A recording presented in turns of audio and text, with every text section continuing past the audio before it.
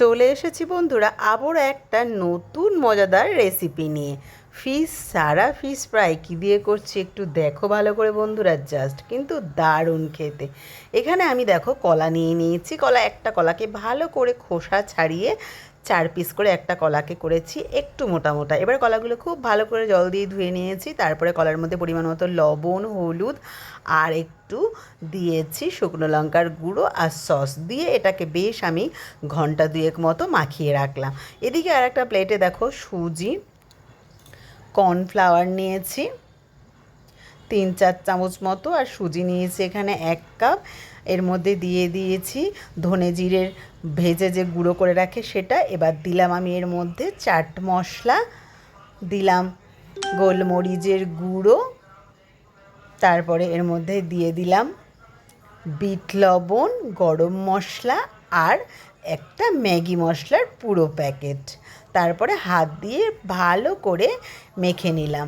মেখে নিয়ে এবার যে কলাটাকে আগের থেকে আমি ম্যাগনেট করে রেখেছিলাম সেই কলাগুলোকে একবার কোট করে নিলাম এতে, এইভাবে হাত দিয়ে চেপে চেপে। এদিকে এখানে একটা ব্যাটার করেছি, ব্যাটারটার মধ্যে খালি জল, নুন আর দিয়েছি ওর মধ্যে 1 চামচ কর্নফ্লাওয়ার। এইটা আমি নিরামিষ করব বলে তার জন্য কিন্তু একটা এভাবে ব্যাটার গুলে নিয়েছি। আর দেখো আমার সমস্ত কলাগুলোকে কোট করা হয়েছে।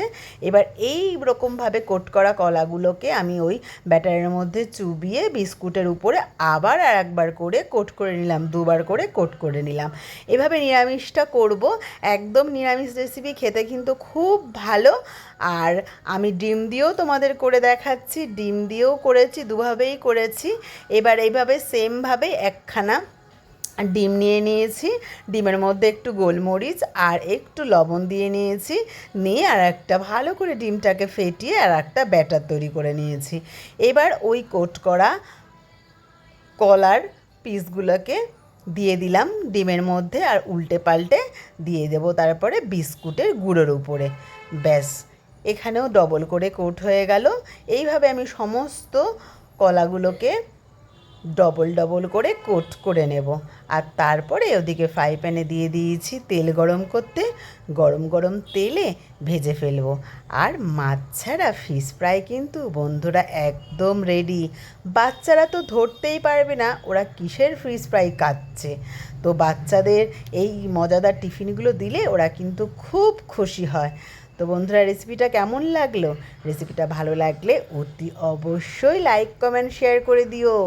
চলো বন্ধুরা, টাটা। আবার তোমাদের সাথে দেখা হবে এরকমই নতুন কোনো মজাদার ভিডিওর সাথে, রান্নার ভিডিওর